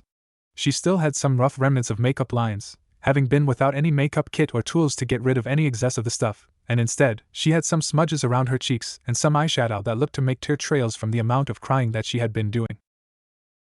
Her hair that had usually been curled and styled in a comet tail was now let down and had a more natural flow to it. Her fuchsia pink hair has become a little more darker and a lot more eye-catching, and the red tints had become a little lighter due to it being an artificial color. In a way, she liked how her hair looked right now, with her hair flowing gently to her lower back and with some bangs covering one of her eyes, and flowing down to her chest, leaving only one eye, nose and lips visible to others, whilst on the other side of her face, there was really a few smaller and thinner strands framing her face. Continuing to stare at the red stylizer on her shirt, she clenched her fist, before taking a deep breath and releasing the gesture. Glancing down towards the Magikarp that was still looking at her with curiosity, she had decided on what she was doing. My road to redemption and forgiveness starts now. This new me will allow me to become a better person, she thought to herself, taking off the top, leaving her only clad in her black skin-tight undershirt. Taking one last glance at the fabric, Jessie threw it into the river with all of her might. Plop. Taking one more deep breath as the article of clothing landed in the water, Jessie turned her attention to the Magikarp, who was looking between her and the article of clothing that she had thrown in the water with confusion. Well, do you want to come with me? She asked the Pokemon. Carp? Magikarp questioned out, looking around to see if the human was actually talking to it. Quickly maneuvering about to see if there was another Pokemon behind it, but seeing nothing, it turned back towards the human Carp. It questioned once again, one of its barbels moving and pointing back at itself. Merely nodding her head at the Pokemon's question, Jessie watched with slight amusement as it splashed out of the water once again before landing rather gracefully in the water, causing it to ripple once more, which also caused Jessie's reflection to disappear as she watched it resurface. She was answered with, Carp. Carp. Alright then, she said, pulling out one of the few spare Pokeballs that she had in her skirt pocket. Welcome to the team, Tia, she said, as she crouched down and brought the Pokeball closer to the Magikarp. Carp, it cried out, before using the tip of its body to touch the button of the Pokeball, before it was engulfed in a beam of red and was quickly sucked into the Pokeball. It didn't take long before the capture was successful and the Pokeball clicked into place. Quickly releasing the Magikarp back into the water, Jessie watched as it celebrated by swimming in small circles. Me and you, Tia, are going places. Ready for the journey? Jessie questioned to her new Pokemon. Carp. Tia cried out, determination burning brightly in its eyes. She wanted to be with her new trainer and be the strongest it could be to prove her worth. Tittering lightly at the attitude, Jessie gestured with her hand. Come on, I'll allow you to swim until I need to return you. She spoke out, before she started walking off once again, this time, with a new companion, in a simple yet loyal Magikarp, that she would treat with all the love and care that she could muster. So, do you think that you can answer some of my questions now? Naruto asked, having been settled inside the gym of Saffron City, which also happened to act as Sabrina's home, and also housed the guest room. It was odd to see that a gym would act as a place where people would constantly challenge Sabrina to a Pokemon battle to win the gym badge. But it was another odd thing to know that this gym also acted as a home. Sure, there was no way that someone would be able to reach the house portion, as it was behind one of the closed-off areas to the public, and were only allowed inside if you were invited or had permission. That was definitely not the case in the Hoenn region. Yes, now that we are out of the public, I can try my best to answer whatever questions you have, Sabrina answered before she came out of the small kitchen area with 2 mugs in her hands and sat upon the table, gesturing for Naruto to take a seat at the soft lavender table. Well, what I want to know first is, what do you mean about the visions you've been having of me? He questioned, taking a seat at the table, before seeing that Sabrina had placed one of the mugs in front of him. Peering inside the mug, he could see and smell the distinct scent of hot chocolate. It even had a marshmallow with it. Wow, she even knows my favorite beverage, he thought to himself, a little surprised, yet a little off-put with the fact that she knew something that he hadn't told a lot of people before. Humming lightly at that question, Sabrina took a sip of her beverage, which smelt like a light earthy odor, meaning that it was green tea, and placed the mug down on the table. It means that we are connected in a sense. Because I am more in tune with my powers, I am able to have visions, and in recent times, I have been seeing you in them. She began, before frowning lightly. Recently, I have been feeling like something was wrong, like I was able to feel like something has happened to you. She added on, looking Naruto in the eyes as she did so. Leaning back in the chair, Naruto took a quick glance to his Gardevoir, who was idly levitating an inch or two off the ground, and she seemed to be staring intently at Sabrina. However, when she gave a small trill of her name, she turned her attention towards Naruto, before giving a small nod and a small trill of her name once more. Knowing that his Gardevoir would be able to tell if someone was lying to him with ill intent in mind, Naruto took this little gesture from her, knowing that Sabrina was speaking truthfully, and for the fact that she had no ill intent for him. If either of those were to be within Sabrina's being, then Gardevoir would have done something to prevent it, either by teleporting Naruto out of there, or by flat-out attacking Sabrina. Yes, I met someone who made me feel something, a spark if you would, yet not even a few hours later, I learned that she was a part of Team Rocket. Since then, I have felt a little betrayed and somewhat lost with how to feel about her, he revealed, feeling like he could trust Sabrina fully, even though he didn't really know her. It was like his body was compelling him to do so. Nodding her head at that, Sabrina had a small frown on her face, now knowing what had happened and why her destined one was feeling this way. It seems as though this spark that you felt was someone that will eventually become close with. I know, because I had the same feeling when I first saw you in a vision, she added on, trying her best to reassure him, even though she had no real experience with that sort of thing. I see, Naruto murmured, his eyes glazing over slightly as he recalled on the feeling that his body had when he first met Jessie. He suddenly felt something come into contact with his shoulder. Glancing out of the corner of his eye, he saw that Yuki had placed a hand upon his shoulder and sent him a reassuring gaze whilst also sending a small pulse through him. Smiling lightly at her, he gently grasped her hand in his, silently thanking her for what she just did. Sabrina meanwhile looked at the display of affection between the two, and a small smile formed on her face. Now she knew why Gardevoir appeared in some of her visions alongside Naruto. It appeared as though there was a deep love and very deep understanding between the two, and she wouldn't be surprised to see that they would become more than just trainer and Pokemon. Turning his attention back towards Sabrina, he couldn't help but ask something that had been bothering him. So how did you know that I liked hot chocolate with a single marshmallow? Sabrina blinked a few times, before she tittered lightly, something which people would find odd. Considering the reputation she had built up over the years, she had been expecting another question that was probably more serious than what he just asked. Think of it as the connection getting stronger. The more time we spend together, and the more open to what is happening, the more you can learn about someone, she revealed to him, flashing a small smirkish smile in his direction, although it won't be anything deeply personal, just a few small facts about someone. She added on, seeing as how he seemed to tense a little with what she just revealed to him, if you tried hard enough, you can probably learn something about me as well. Relaxing lightly as she went into a bit more detail and explained that nothing too personal would be able to be leaked through this connection they had, he took one more idle glance towards Gardevoir, who nodded her head, right. He muttered out, before taking a deep breath and closing his eyes, trying his best to focus and concentrate on Sabrina, to try and see if he could learn anything about her. However, a few moments later, Naruto sighed to himself as he opened his eyes. I couldn't. He spoke out, a little down that he couldn't do anything like that. I thought so. Sabrina spoke out, however, she quickly added on to prevent any misunderstanding happening, it's just that you don't have any formal practice with using your powers. Do you? Although, she couldn't help but question at the end.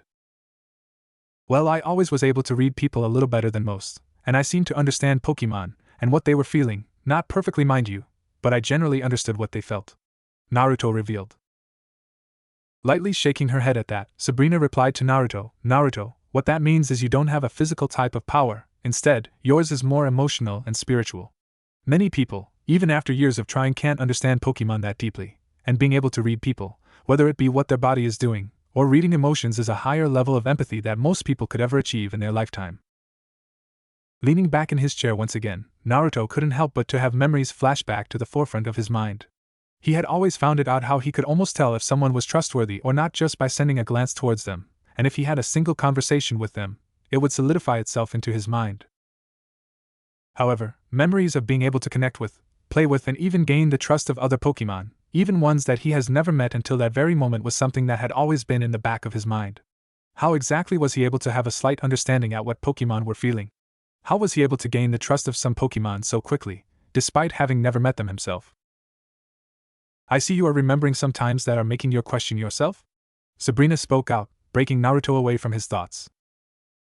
Nodding his head at that, Naruto replied to Sabrina, indeed, I was just remembering the times when I was younger and stuff like this happened without me knowing what was actually happening. Taking one more glance around the area, he finally asked, is that one of the reasons why you offered me a place here? He questioned. Yes, despite us being connected like this, I don't want to force anything, I want to see if this can evolve further when we get more comfortable with each other. Sabrina stated, wanting to get the point clear that she wasn't trying to force Naruto with this connection they had. However, I also wanted to offer you the chance to get a better understanding and to improve your powers, she added, leaving the offer on the table for Naruto. Humming a little at that, Naruto once again turned his attention towards Gardevoir, before having a silent conversation with simple gestures with their hands and looking into each other's eyes, like they were staring into each other's soul. Gardevoir! Gardevoir trilled out, smiling lightly as she did so, before turning her attention towards Sabrina and giving her a rather harsh look. Voir! Gar! She cried out, her eyes starting to glow with power, almost like she was threatening Sabrina to make sure that she wouldn't harm Naruto. Seeing the Gardevoir give out a threat that she couldn't pinpoint the meaning of, she simply raised her hands up into the air to try and placate the ire of the Pokemon. Hey, don't worry, Yuki. Naruto gently spoke out, rubbing one of Gardevoir's arms in a calming manner. Sabrina. He spoke out, turning his attention towards her. Once Sabrina took her eyes off Gardevoir and onto him, he gave a small smile, his eyes shining just a little brighter. I would be honored if you could help me, he said. Nodding her head at that, Sabrina took a quick glance at the grandfather clock that was a few feet away from the pale lavender table, Seeing as how it was getting late into the evening, she turned her attention back towards Naruto. Good. We will start tomorrow, she said before taking another sip of her beverage. I'll prepare the guest room for you to stay in. Make yourself at home, she said, dipping her head lightly towards Naruto and Gardevoir, before heading off to do what she needed to do. With Sabrina now gone from their line of sight, Naruto gently grasped Gardevoir's hand in his own. Well, looks like we are staying here for a while, he spoke out, before he got out of the chair himself. Do you want to have a look around the place? He asked. Gar, she trilled out, nodding her head at that. She wanted to explore the place that would be their new home for the foreseeable future. End chapter. Chapter 5. It has been a few days since Naruto had settled down with Saffron City, with him being able to stay with Sabrina for the time being, as she had graciously offered him residency in the spare room that was located within the back part of the Pokemon gym that also acted as her own house. It was during these last few days that Naruto had been taking lessons from Sabrina in order to try to control his powers, or possibly bring them out into fruition.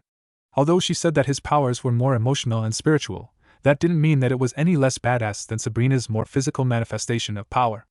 Plus, it was also a great way to simply pass by time, and spend some more one-on-one time with his Gardevoir, who was there with him all of the time.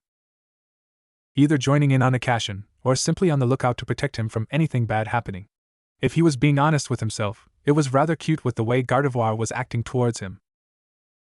Speaking of Gardevoir, she had also warmed up towards Sabrina, and at some points, Naruto would sometimes walk into one of the rooms and see that Gardevoir was with Sabrina, and they were both somehow conversing with each other. However, at other times, he would see that Gardevoir was training with Sabrina's own Psychic-type Pokemon. It was also clear to see that Gardevoir was getting more powerful as each day goes by, mainly due to Sabrina having a lot of free time due to a low number of challengers, as her reputation had scared many of them off, along with making them avoid her gym until they had Pokemon strong enough to take her down with minimal effort. In short term, it meant that Yuki was normally training with Sabrina's Pokemon for basically 7 hours a day, and had been doing so for the last 3 days, meaning that she has had over 20 hours of training, with the only times that she was stopping were to rest herself to regain energy, eating, sleeping and spending some time with her trainer. It was safe to say that the exercises that Sabrina had given him to allow him to try and become more in tune with his Pokemon were rather difficult, but others were a bit more easier. Some of the exercises were simply being with his Pokemon, any one of his choice, but he chose Yuki due to her being a psychic type, along with having a greater connection with her, and he would try to pinpoint what she was feeling, either by reading her slight body movements, or trying to read it through her eyes. Yet, it was pretty difficult most times, as Gardevoir didn't like sitting down for long periods of time. It meant that his little training sessions only lasted for about 10 minutes before Gardevoir became too antsy to continue. However, the other exercises that Sabrina gave him were meditating, and something called that helped open something called the 7 gates or chakras in simple terms, and from what he researched, they were something about evolving the human body even further than it should. At first, he found those exercises rather dull and boring, and tedious at best. However, now that he had lots of practice with it, he actually found it rather calming, and he had some enjoyment in those sessions, as it felt like he was letting everything go, and taking some metaphorical weight off his shoulders. Sighing to himself, he got out of his meditative position, and stretched his body out, enjoying how great his body felt once he stretched his muscles out and gained a few satisfying pops around his back and arms. Moaning lightly once he finished stretching at how loose his body felt, and actually trying to keep his balance to not fall flat on his ass once again, he gazed around the room that he was given by Sabrina. It wasn't all that large, considering it was a guest room that was occasionally used for storage of some items that didn't have anywhere else to go. However, it was certainly better than camping out in the forest. The room was lightly furnished, only having a large single bed along with a bedside table, along with a ceiling fan that could give the room some nice gently breeze to help cool oneself down. The good thing about the placement of the bed was the fact it was on the opposite side of the room to where the window was, meaning that the rays of sun didn't bother someone so early in the morning. The light lavender-colored wallpaper eventually bled into some dull yellow patterns of various items, mostly in spirals and a few zigzags here and there, but other than that, it was rather basic. For the floor, unlike the other parts of the gym and home area, instead of having wooden floorboards, it instead had some soft carpet, which was nice considering that wooden floorboards could be absolutely freezing in the morning or late at night. He wasn't sure if that was the case for this room, or if that was the case for Sabrina's room as well. Shaking his head from those thoughts, Naruto went over to the bedside table and picked up his little travel bag, before rummaging through it and selecting a new fresh pair of clothes to wear for the day. He didn't have a towel though, so he needed to ask Sabrina if she had a spare one that he could use for his morning shower. Going into the little kitchen area of the back part of the gym and home combination, Naruto was greeted with a sight that still surprised him when he first saw it a few days ago. Sabrina was standing by the counter making her morning beverage of green tea. However, it wasn't what she was making that kept on surprising Naruto. It was the way that she was dressed that continued to wear, even when he asked her if she could change into some more suitable clothing when a guest was over. Her only response was, "We are destined ones, we are bound to see each other unless at some point in time." Talk about odd. However, he was still a little nervous about that, which was why he was more conservative when it came to his appearance, at least, until the relationship between them developed further, then he would be more comfortable. Shaking his head from that specific memory, Naruto was once again greeted by the sight of Sabrina in her morning attire. She was wearing a simple black shirt that stopped at her upper thighs. However, since she was bent over just ever so slightly, Naruto was shown a sight of her lace panties. For someone who is scary and even blunt to the point, white was never a color I expected. He thought to himself, chuckling inwardly at the fact that Sabrina wore such an innocent color for underwear. If he had to guess, he would have thought that she was more of a red or black underwear type of person. Yet, even adding on to Sabrina's appearance even further was the black knee-high socks that she was wearing, with the fabric of the socks basically hugging her legs, making them look even better if that was possible. However, he couldn't help but chuckle at the sight of her hair. Normally always done up perfectly or neatly done up in a ponytail, this time, she had a classic case of bed hair, with it looking frazzled and messy and some strands clumped up together and spiking up every which way. "Good morning, Sabrina," Naruto greeted out, tearing his eyes away from Sabrina's form as he made his way towards the counter, where he noticed that Sabrina had once again made a beverage for him, and from what he was smelling, it was hot chocolate yet again. "Mornin'," she grumbled out, her voice rather croaky, and the fact that she didn't even take her eyes off the task meant that she still wasn't fully awake yet. It was funny to note that Sabrina was not a morning person. In fact, she could be called a night person, where she seemed the most active or even talkative late at night, yet in the morning and afternoon, she seemed to be sluggish most of the time. Unless she was excited or was due for a meeting, then she would suddenly pepper up and nearly become a whole new person. "Thanks for the hot chocolate," he greeted out, some amusement in his voice as he heard the tone of her voice and seeing how sluggish she seemed to be. His amusement was missed by Sabrina, who merely flashed a tired smile his way. "Of course, since you like my hot chocolate so much, I had to give you more," she retorted, before giving a few final swirls of the teaspoon in the mug before placing the spoon in the small sink. "So, anything planned for today?" he asked, following after Sabrina as they made their way towards the small dining table just outside of the small kitchenette. His morning shower could wait. Sabrina didn't answer right away. Instead, she placed her mug down on the table and pulling out a chair to sit on it. The seat in question happened to be next to Naruto, rather than on the opposite side of him like she was doing on the first day that Naruto was invited into this small homely area of the gym.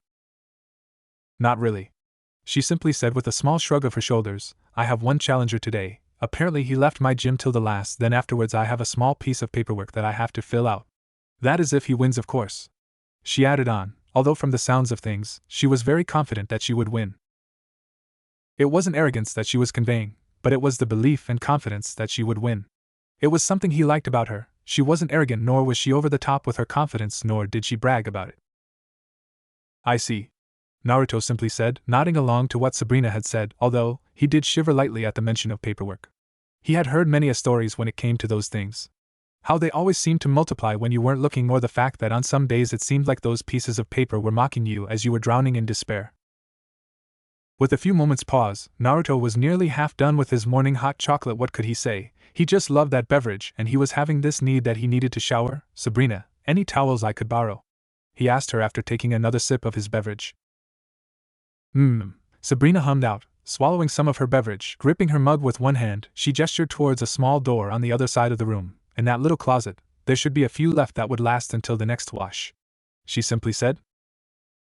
Nodding his head at that, Naruto finished the last of his morning beverage. "Thanks once again for the beverage," he said before flashing a small smile in her direction, before he got up from his seat and started to head over towards. "No problem," Sabrina said, relaxing in her chair momentarily, before she blinked as she remembered something important. "Oh, one last thing," she said, garnering the attention of Naruto. "What?" he asked, not understanding why she stopped him. "I would suggest you brace yourself, mentally and probably emotionally," Sabrina said, before raising a delicate brow when she noticed Naruto's confused look. Sighing to herself, she answered his unspoken question. It would seem that you would be meeting the final two of your destined ones, and from what I have been able to see, they are like Jessie, she said vaguely, hoping that he would understand what that meant. Blinking in confusion at that little warning, it took Naruto a few moments to decipher what she meant. Before his eyes widened, you mean he trailed off, his mind locking onto a fact that he didn't want to believe. Yes, they are also a part of Team Rocket, she admitted before flashing a coy smile. It seems like fate wants you to be a bad boy. She smirked at his reaction, which was a rather healthy flush on his cheeks. Deciding to go a step further, she sighed lightly and placed a hand upon her cheek. Or maybe, fate wants you to tame the naughty girls and punish us thoroughly. Stuttering like a fool at that insinuation, his light flush exploded into a ferocious blush that turned his entire face red and burned the tips. One could swear that steam was literally blowing out of them like a kettle. Deciding it would be best to shut his mouth before he says something that would add fuel to the metaphorical fire that Sabrina held over him, he merely turned around and quickly grabbed a fresh towel from the closet before rushing off towards the bathroom to take a shower. He needed it more than ever now thanks to the innuendo that Sabrina gave, and he had to berate himself for his traitorous mind for placing those fantasies into his mind. Great, now he could imagine Jessie in a maid's outfit, with her bent over his lap and her panties pulled down to her knees as he spanked her behind for being such a naughty girl. Gah! He slapped himself across the cheeks in order for the pain to replace the mental images he was receiving. Unseen to him, Sabrina was smirking in his direction, her eyes dimming down a little as she let go of her concentration. She might have had something to do with those images that he received, but what he didn't know wouldn't hurt him. Ugh, this is so boring. A rather whiny, yet alluring woman's voice rung out through the open and empty street of Celadon City.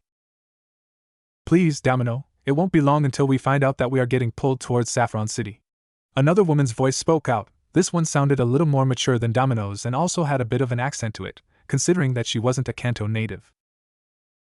The woman, now known as Domino, was a rather pretty woman who has shoulder-length luscious blonde hair and rather interesting violet-colored eyes that had a piercing quality to them, along with a cute button nose and had some pink lipstick, making her lips stand out even more. She had a dark red cap with a white front on her head, and she was wearing her disguise clothing, which consisted of a red jacket that had darker red accents, along with a pair of equally red pants that hugged her curves rather well, giving her an alluring and femme fatale look to her, and a simple pair of white sneakers that had some pink laces on them. Yet, the only thing that looked a little out of place was the overly bright pink backpack she was carrying over her shoulders. Why do you have to be such a party pooper, Cass? Domino snarked back, almost glaring at her travel companion, and fellow person that was being pulled to the exact same place she was. Cass, or Cassidy to others, had the same brightly colored hair, although hers was more of a golden color than blonde, and she had lighter purple eyes, and she had pink, triangular earrings hanging from both of her ears. Like her fellow Team Rocket member, she was also in a disguise outfit to blend in more with the crowd. Unlike her partner, she was wearing something that was much more comfortable for her, which was a light blue floral sundress that ended just at her knees. She also had various other accessories on her person, like the pair of brass-colored bangles that she was wearing on both of her arms, along with a simple ring on her left ring finger, and she also had a simple silver-colored necklace that was resting just before her cleavage. For her choice of footwear, she went with a pair of teal-colored heels that had a very small heel. Unlike her companion, she wasn't carrying a travel bag. Instead, she was carrying a simple black purse about that had some white and yellow patterns on it.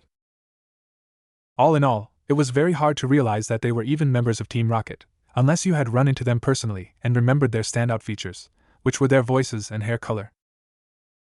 I'm not, I'm just being the mature one, Cassidy replied, sending a small stink eye to Domino.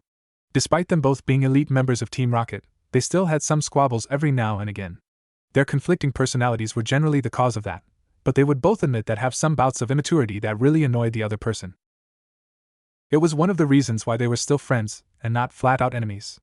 Somehow, they just kept on bonding with each other and hanging out, even after a few days after a fight. Do you think that Jessie is alright? Domino said after a small pause. It was easy to hear that she was concerned about her former friend and colleague, or perhaps, ex-colleague, from what they had heard from the one video call that they received from her recently.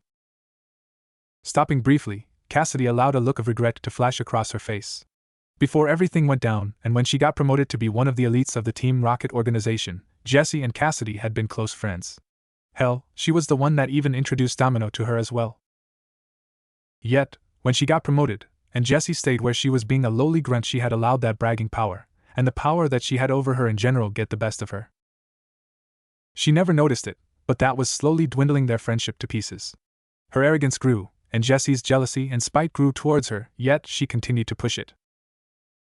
Eventually, it became too much, and harsh words and insults were exchanged, and she had taken it too far, taunting Jessie that unlike her, she had a mother, and she had a high-ranking position in the organization. It took her moments to realize what she had said, but the damage was done. Jessie had left their shared dorm, moved to another section of Team Rocket entirely, and had stopped talking to her on the regular basis, and if they did, it was merely a few spoken words about a mission and nothing else. However, when she received that call from Jessie a few days ago, with her looking like she was in a terrible state, with bags under her eyes and just looking sluggish, it had worried her. When she learned that Jessie had hurt someone who had meant a lot to her after only just meeting him, it troubled her. Jessie was always confident, to the point where it looked almost arrogant. However, to see her so down and out, she couldn't help but feel worried for her. That was when she learned that Jessie had left the organization. Now that was troubling. Not only did Jessie know basically everyone in the organization, every quirk that they had and every hideout or potential upcoming mission they had, but now, there was a high chance that she was being hunted by the other members of the organization to keep her quiet about everything. That was when she had decided that she and Domino will try to help Jessie cover her tracks, and perhaps rekindle the friendship they once had. It would take a lot of time, but Jessie needed them now more than ever. "I do," Cassidy said, after shaking her head away from those thoughts. "She is a strong girl, nothing will keep her down for too long," she stated.